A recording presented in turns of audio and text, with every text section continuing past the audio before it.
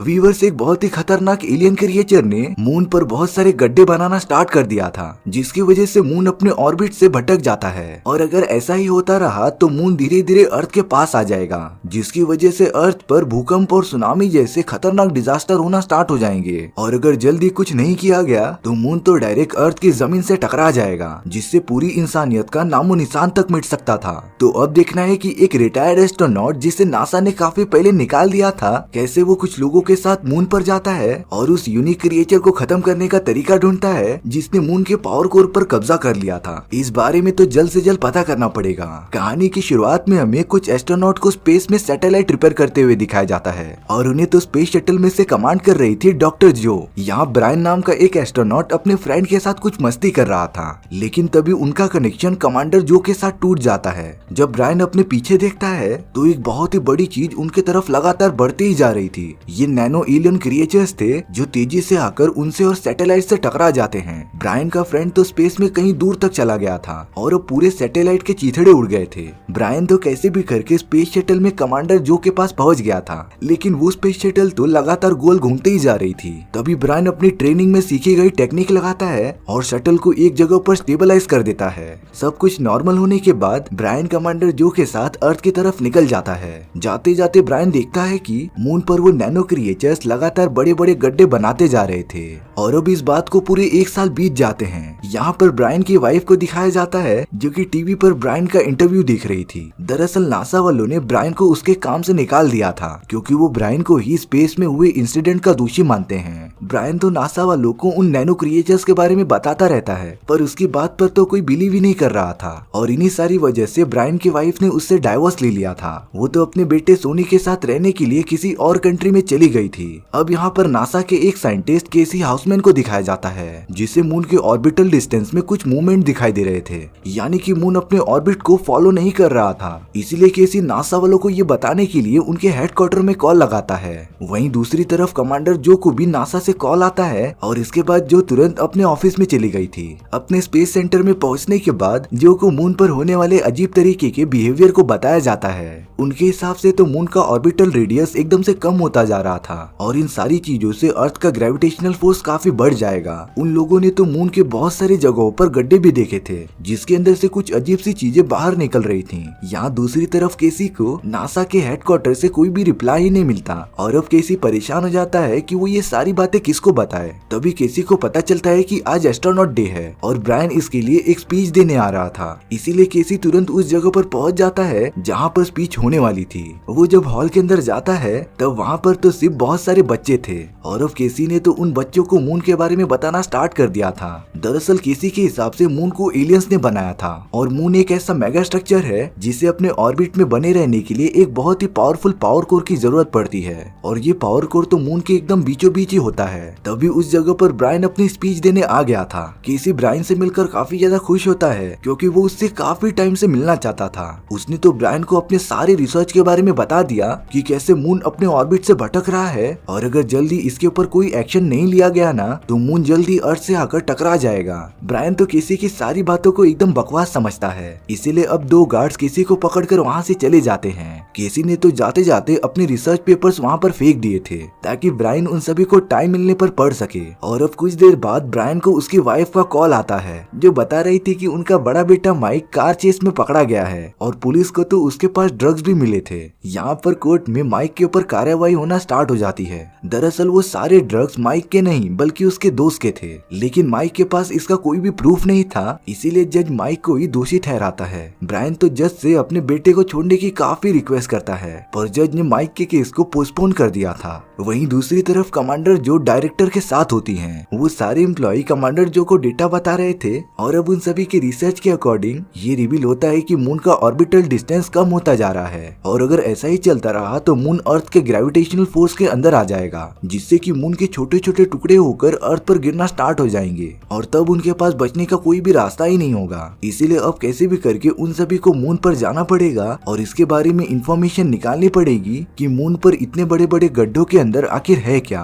उनका डायरेक्टर कहता है कि ये सारी बातें पब्लिक में आनी ही नहीं चाहिए, लेकिन शायद से अब काफी देर हो चुकी थी। किसी ने इंटरनेट पर ये रिवील कर दिया था कि मून अपने ऑर्बिट से भटक गया है और वो तेजी से अर्थ की तरफ आ रहा है। यहाँ पर ब्रायन ब्रायन जज के साथ होता है और उसे भी न्यूज देखकर ये पता चल जाता है कि मून अपने ऑर्बिट से बाहर निकल गया है। ये खबर सुनकर तो सारे लोग एक सेफ जगह पर जाने लगे थे। ब्रायन की वाइफ भी अपने नए हस्बैंड और अपने बच्चे को लेकर किसी दूसरे शहर में शिफ्ट हो रही थी, पर उनके शहर में काफी ट्रैफिक होने की वजह से वो लोग जा नहीं पा रहे थे। अब नासा और कुछ यूरोपियन कंट्रीज साथ मिलकर एक स्पेस मिशन को स्टार्ट करते हैं, जिसमें कि वो मून पर जाकर उस पर रिसर्च करेंगे। अब तो चारों तरफ ये खबर फैल गई थी कि मून तेजी से अर्थ की तरफ बढ़ रहा है, इसीलिए अर्थ के सारे लोग घबराकर किसी सेफ जगह पर जा रहे थे। न्यूज में ये सारी चीजें देखने के बाद ब्रायन केसी के रिसर्च पेपर्स को पढ़ने लगता है। यहाँ स्पेस में नासा के कुछ एस्ट्रोनॉट पहुंच गए थे और अब वो मून में हुए ये बड़े बड़े गड्ढों में एक प्रॉप डाल देते हैं, जिसमें कैमरास और बहुत सारे सेंसर्स लगे थे। यहाँ अर्थ पर ब्रायन केसी से मिलने चला आया था और ब्रायन तो शॉक हो गया था, क्योंकि ये सारी बातें केसी को पहले से ही पता थी। केसी बताता है कि वो सालों से अर्थ और मून के ऑर्बिट पर रिसर्च कर रहा था और अब उसके हिसाब से मून के पावर कोर को जरूर कुछ हुआ है, इसीलिए मून अपने ऑर्बिट से एकदम भटक गया था। अब यहाँ स्पेस में वो प्रॉप तेजी से गड्ढों के अंदर जाता रहता है, पर एक पॉइंट पर आने के बाद वो तेजी से दूसरे डायरेक्शन में मूव होने लगा था और अब उस गड्ढे में से वही नैनो क्रिएचर्स निकल जाते हैं और वो तो एस्ट्रोनॉट के शिप पर लगातार वार करने लग जाता है। जो और उनका डायरेक्टर ये सारी चीजें देख रहे थे और अब उस नैनो एलियन क्रिएचर ने उन सारे एस्ट्रोनॉट को मार दिया था और ये सीन देखकर तो स्पेस स्टेशन के सारे लोग काफी डर गए थे। यहाँ मून के अर्थ के और पास आने की वजह से अर्थ के ऊपर वाटर लेवल काफी बढ़ गया था, क्योंकि वो मून की ग्रेविटी की वजह से ऊपर आते जा रहे थे, जिसकी वजह से अर्थ के ऊपर पूरा पानी भर गया था और सारी चीजें धीरे धीरे तबाह होती जा रही थी। यहाँ पर वो डायरेक्टर ये सारी चीजें देखकर एकदम से शॉक हो गया था और अब वो अपने फैमिली वालों को कॉल करके यहाँ से जाने के लिए कहता है। कमांडर जो डायरेक्टर से कह रही थी कि क्या वो इतनी जल्दी हार मान लेंगे, क्योंकि उन्हें अब कैसे भी करके अर्थ को बचाना ही होगा। कमांडर जो को तो पता चल गया था कि डायरेक्टर उससे जरूर कुछ छुपा रहा है और अब वो डायरेक्टर कमांडर जो को एक आदमी से मिलने के लिए कहता है, जिसे इन सभी के बारे में काफी ज्यादा नॉलेज थी। वो कमांडर जो को अपना आईडी कार्ड भी दे देता है, जिसे दिखाकर वो अंदर जा सकती थी और अब कमांडर जो बिना टाइम वेस्ट किए उस जगह पर पहुंच जाती है जहाँ पर उसे कुछ इन्फॉर्मेशन मिल सकती थी। वो तो वहाँ पर रखे कुछ वीडियो टिप्स को प्ले करने लग जाती है, जिसमें वही रिकॉर्डिंग थी जब ब्रायन और वो खुद मिलकर सैटेलाइट को रिपेयर कर रहे थे। पर तभी वो देखती है कि उसी नैनो क्रिएचर ने उन पर हमला कर दिया था और उसी की वजह से वो पूरी सैटेलाइट डिस्ट्रॉय हो चुकी थी। तभी कमांडर जो वहाँ पर एक बूढ़े आदमी से मिलती है, जिसका नाम होल्डन फील्ड था, जो उसे सारी बातें सब कुछ सच सच बताता है। होल्डन फील्ड के अकॉर्डिंग जब कुछ सालों पहले उन एलियन क्रिएचर्स ने उन पर हमला किया था, तब नासा को इस बारे में सब कुछ पता था, लेकिन उन्होंने इस इंफॉर्मेशन को पब्लिक से छुपा कर रखा और ये सारी बातें ब्रायन को पहले से पता थी, लेकिन उन एलियन क्रिएचर्स की खबर बाहर न निकले, इसीलिए नासा वालों ने ब्रायन की कोई भी बात नहीं मानी और उसे एकदम पागल घोषित कर दिया गया था। दरअसल वो एलियन क्रिएचर्स उनसे काफी ज्यादा एडवांस थे और वो सब चाहकर भी उसे हरा नहीं पाएंगे। अब कमांडर जो सारी इंफॉर्मेशन को मिलिट्री हेड के साथ डिस्कस करती है, लेकिन मिलिट्री वाले भी कमांडर जो की कोई भी बात सुन ही नहीं रहे थे। दरअसल उन लोगों ने तो एक ऐसा न्यूक्लियर बॉम्ब तैयार किया था जिससे कि वो मून को पूरी तरीके से डिस्ट्रॉय करना चाहते थे, लेकिन अगर ऐसा हुआ तो मून के बड़े बड़े टुकड़े अर्थ पर आकर गिरने लगेंगे, जिससे कि अर्थ का भी काफी नुकसान होगा। कमांडर जो का हस्बैंड उसे अपने बच्चे को लेकर यहाँ से चले जाने के लिए कहता है, क्योंकि इन्हीं सब चीजों में उनकी भलाई थी। अब दूसरी तरफ ब्रायन और केसी एक रूम में बंद हुए रहते हैं, क्योंकि बाहर की सारी जगह पानी से भर चुकी थी। केसी ब्रायन से पूछता रहता है कि क्या उसने सच में उन एलियंस को देखा था। ब्रायन तो उसे सब कुछ सच सच बता देता है कि उन्हीं एलियन क्रिएचर्स ने उनके सैटेलाइट को डिस्ट्रॉय किया था और उसके एक फ्रेंड को मार दिया था। जब ब्रायन अर्थ पर वापस आया तो उसकी बातों पर किसी ने भी विश्वास नहीं किया था। उसकी तो वाइफ ने भी उससे डाइवोर्स ले लिया और अब वो पूरी तरीके से अकेला था। तभी उस जगह पर नेशनल सिक्योरिटी के कुछ लोग आ जाते हैं जो ब्रायन को अपने साथ ले जाना चाहते थे, लेकिन ब्रायन ने तो केसी को भी अपने साथ बुला लिया था और अब वो दोनों तो कमांडर जो से मिलते हैं और जो ने ब्रायन को वो सारी वीडियो फुटेज दिखा दी थी जिसमें वो खतरनाक एलियंस एस्ट्रोनॉट को मारते जा रहे थे। केसी भी ये सारी चीजें देखकर एकदम से शॉक हो गया था। उन्हें तो इस बारे में भी पता चलता है कि उस एलियन क्रिएचर ने मून के सतह पर काफी सारे गड्ढे भी बनाए थे और इस बात से केसी ये समझ जाता है कि वो एलियन क्रिएचर जरूर मून के पावर कोर के साथ कुछ कर रहे थे, लेकिन अब अब कमांडर जो ब्रायन से हेल्प मांगती है ये मिशन को कंप्लीट करने के लिए, और अब ब्रायन भी कमांडर जो की बात मान लेता है। वो सब तो कैसे भी करके अपने नए स्पेस शटल को तैयार करते हैं मून पर जाने के लिए। कैलिफोर्निया के सारी जगहों पर लगातार सुनामी और भूकंप की खबरें मिलती जा रही थी। अब मिलिट्री के सोल्जर्स ब्रायन के पास वो न्यूक्लियर बॉम्ब लेके आते हैं जिससे कि वो लोग मून पर फेंकने वाले थे।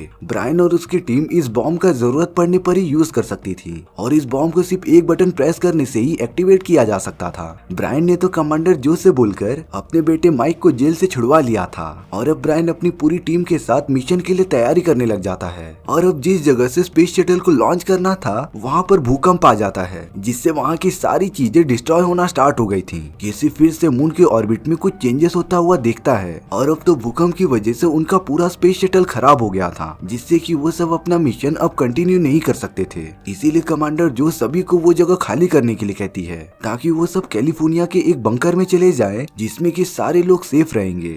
कमांडर जो जब केसी के पास जाती है तब केसी उसे बताता है कि मून तेजी से अर्थ की तरफ बढ़ रहा है और मून के इस ग्रेविटेशनल फोर्स की वजह से वो अगर अपना स्पेस शटल थोड़ी देर के लिए लॉन्च करेंगे तो वो काफी कम टाइम में मून के ऊपर पहुंच जाएंगे। लेकिन अब तो कमांडर जो ने वहाँ के सारे लोगों को जाने के लिए कह दिया था, इसीलिए अब वो ब्रायन के पास आ जाती है और उसे अकेले ही स्पेस शटल उड़ाने के लिए कहती है जिसमें कि वो खुद उसे कमांड करेगी। लेकिन उन्हें स्पेस शटल का नेविगेशन डिसाइड करने के लिए किसी फ्लाइट इंजीनियर की जरूरत थी। तभी ब्रायन को केसी की याद आती है और अब वो केसी को भी उनके साथ चलने के लिए कहता है, पर केसी इससे पहले किसी भी स्पेस मिशन का हिस्सा नहीं था। लेकिन ब्रायन केसी को भरोसा दिलाता है कि वो लूजर नहीं है, उसके पास तो हम सभी से ज्यादा नॉलेज है। ये बातें सुनकर तो केसी काफी ज्यादा मोटिवेटेड हो जाता है और वो भी उनके साथ मून पर जाने के लिए रेडी हो गया था। वो तीनों स्पेस शटल में बैठ जाते हैं लेकिन अब उनके तरफ तेजी से बहुत ही बड़ी सुनामी बढ़ रही थी और ये सारी चीजें हो रही थी मून के ग्रेविटेशनल फोर्स की वजह से। और अगर जल्द से जल्द उन्होंने शटल लॉन्च नहीं किया तब तक वो सब सुनामी के अंदर बहकर मर जाएंगे। उन लोगों ने कैसे भी करके अपने स्पेस शटल को लॉन्च करना स्टार्ट कर दिया था पर वो सुनामी तेजी से उनकी तरफ बढ़ते ही जा रही थी और उनका स्पेस शटल तो पानी की चपेट में आने से जरा सा बचता है और वो सब सक्सेसफुली वहाँ से लॉन्च कर जाते हैं। कुछ दूर पहुँचने के बाद उन लोगों ने रॉकेट्स अलग कर लिए थे और अब वो स्पेस शटल के थ्रस्टर्स का यूज करके आगे बढ़ना स्टार्ट कर देते हैं। अब यहाँ पर माइक और सोनी कैलिफोर्निया के उस बंकर की तरफ निकल पड़े थे जहाँ वो सब इन सारी चीजों से सेफ रह सकते थे।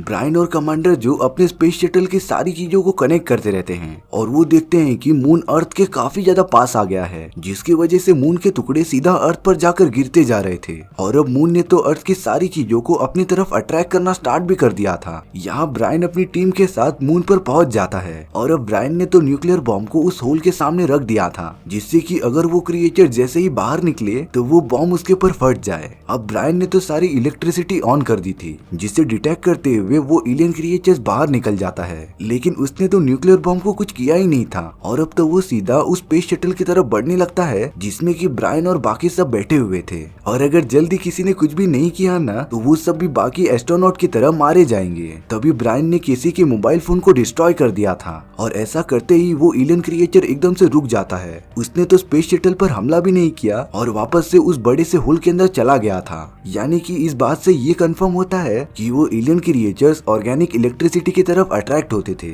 जैसे कि केसी का स्मार्टफोन। यहाँ अर्थ पर माइक और सोनी को एक आदमी बचा लेता है जो उन लोगों को एक सेफ जगह पर लेके आ गया था। तभी उन सभी को रेडियो पर न्यूज सुनाई देती है कि अर्थ के सारी जगह धीरे धीरे डिस्ट्रॉय होना स्टार्ट हो गई थी। तभी माइक उन सभी को कैलिफोर्निया के उस बंकर के बारे में बताता है जहाँ पर वो सब जा सकते थे। अब ब्रायन और कमांडर जो अपना स्पेस शटल लेकर मून के उस बड़े से होल के अंदर घुस जाते हैं लेकिन अंदर जाने पर वो जैसे ही स्पेस शटल के इलेक्ट्रॉनिक्स ऑन करते हैं तभी उन एलियन क्रिएचर्स ने उन सभी को डिटेक्ट कर लिया था। पर ये बात अभी ब्रायन और उसके दोस्तों को पता नहीं थी। वहीं दूसरी तरफ माइक और बाकी सब अपने लिए ऑक्सीजन मास्क इकट्ठा करते रहते हैं पर तभी वहाँ कुछ गुंडे आ गए थे जो उन सभी पर हमला करने लग जाते हैं। लेकिन माइक के पास एक गन थी जो सीधा उन गुंडों के ऊपर पॉइंट कर देता है। वो सब तो उन्हीं गुंडों की कार लेकर वहाँ से निकल गए थे। यहाँ स्पेस में जब वो सब मून के थोड़ा और अंदर जाते हैं तब उन सभी को मून के अंदर एक बहुत ही बड़ा स्ट्रक्चर दिखाई देता है जिसके बीचों बीच मून का पावर कोर मौजूद था यानी कि केसी की सारी बातें एकदम सच थी,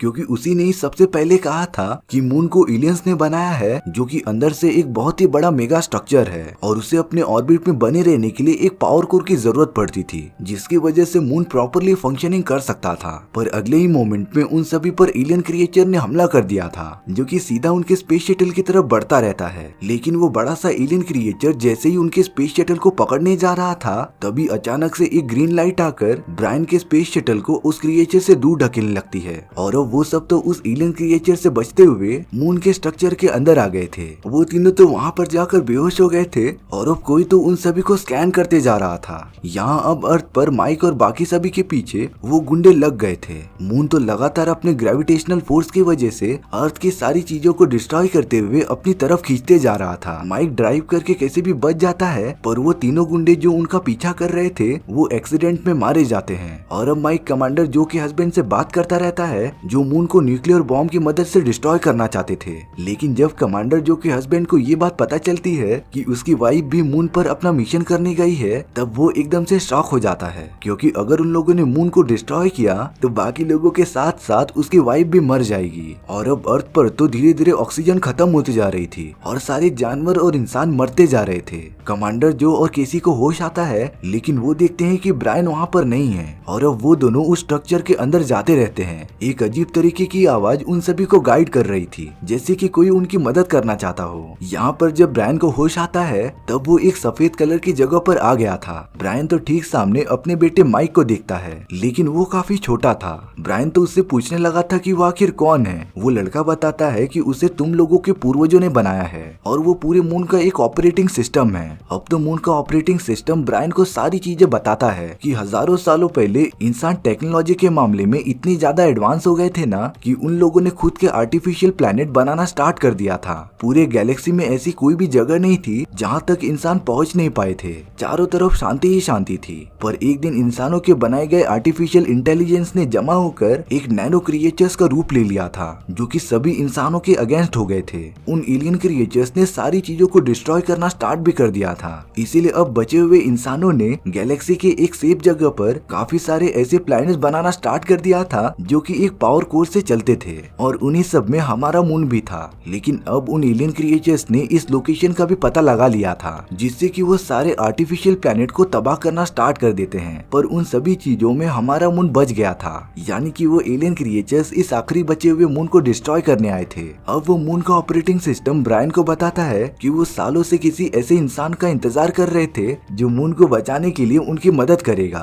और अब ब्रायन के बॉडी में थोड़ी सी पावर्स आना स्टार्ट हो जाती हैं। उस जगह पर तो कमांडर जो और केसी भी आ गए थे, जो ब्रायन को होश में लेके आते हैं। और अब ब्रायन उन दोनों को सारी बातें बता देता है कि उन्हें कैसे भी करके एलियन क्रिएचर को खत्म करना पड़ेगा, और ऐसा करते ही मून वापस से अपने ऑर्बिट में आ जाएगा। वो जैसे ही अपने स्पेस शटल की तरफ बढ़ते हैं, तब मून के ऑपरेटिंग सिस्टम ने उनके स्पेस शटल को तो एकदम नया बना दिया था। और अब ब्रायन और उसके साथी तैयार थे उस एलियन क्रिएचर का सामना करने के लिए। उन लोगों ने स्पेस शटल के सारे इलेक्ट्रॉनिक्स ऑन कर दिए थे, जिससे कि वो एलियन क्रिएचर एकदम एक्टिवेट हो जाता है। ब्रायन और उसके साथी तेजी से अपना स्पेस शटल लेकर वहाँ से जाते रहते हैं, पर वो एलियन क्रिएचर लगातार उन्हें पकड़ने के लिए उनके पीछे जा रहा था। यहाँ अब मून पूरी तरीके से अर्थ के एनवायरनमेंट में घुस गया था, जो धीरे धीरे अर्थ को पूरा डिस्ट्रॉय करते जा रहा था। मून के ये बड़े बड़े पार्ट्स अर्थ पर आकर लगातार गिरते जा रहे थे और अर्थ की ऑक्सीजन तो एकदम से खत्म ही हो गई थी। यहाँ स्पेस शटल में ब्रायन जो और केसी को कहता है कि वो न्यूक्लियर बॉम्ब के साथ उस क्रिएचर की तरफ आगे बढ़ेगा और तब तक तुम दोनों स्पेस शटल से बाहर निकल जाओगे। लेकिन ब्रायन ये सारी बातें करता, तब तक केसी खुद ही उस न्यूक्लियर बॉम्ब के पास चले जाता है और उसने तो अपने आप को चेम्बर में बंद कर लिया था। यानी कि अब केसी उन दोनों को बचाने के लिए अपनी जान की कुर्बानी देना चाहता था। केसी आखिरी बार ब्रायन को उसकी माँ का ख्याल रखने के लिए कहता है और अब ब्रायन के पास भी और कोई भी ऑप्शन नहीं था, इसीलिए वो अब केसी का चेम्बर अपने शटल से अलग कर देता है। वो क्रिएचर जैसे ही केसी के पास आता है, केसी ने तुरंत वो बॉम्ब का बटन दबा दिया था, जिससे कि उस जगह पर एक बहुत ही बड़ा ब्लास्ट हो जाता है और केसी के साथ साथ वो क्रिएचर भी डिस्ट्रॉय हो गया था। कमांडर जो कैसे भी करके अपना स्पेस शटल मून के बाहर लेके आती है और अब इन सारी चीजों की वजह से मून अपने ऑर्बिट में वापस आने लगा था, यानी कि अर्थ पूरी तरीके से बच गया था। जब ये सारी बातें ब्रायन और कमांडर जो को पता चलती हैं, तो वो भी एकदम से रिलैक्स हो जाते हैं। उन दोनों ने कैसे भी करके अर्थ पर लैंड कर लिया था और अब तो वो अपने फैमिली वालों से मिलते हैं। जब ब्रायन का बेटा उससे केसी के बारे में पूछता है तब ब्रायन बताता है कि केसी ने सभी को बचाने के लिए अपनी जान की कुर्बानी दे दी और उसी की वजह से ही मून अपने ऑर्बिट में लौट पाया। यहाँ पर हमें केसी दिखाया जाता है जो अभी तक मरा नहीं था, वो तो मून के स्ट्रक्चर के अंदर आ गया था और अब केसी हमेशा के लिए मून के ऑपरेटिंग सिस्टम का एक पार्ट बन गया था। और इसी के साथ हमारी ये कहानी यहीं पर खत्म हो जाती है। व्यूअर्स, आपको ये स्टोरी कैसी लगी प्लीज कमेंट सेक्शन में बता देना। और अगर आपको मेरा एक्सप्लेनेशन 1% भी अच्छा लगा होगा ना तो वीडियो को लाइक एंड चैनल को सब्सक्राइब जरूर कर देना, क्योंकि सच में इससे मुझे काफी ज्यादा मोटिवेशन मिलता है आपके लिए इसी तरीके की मजेदार स्टोरीज ढूंढ कर लाने के लिए। तो मिलते हैं नेक्स्ट वीडियो में। सी या।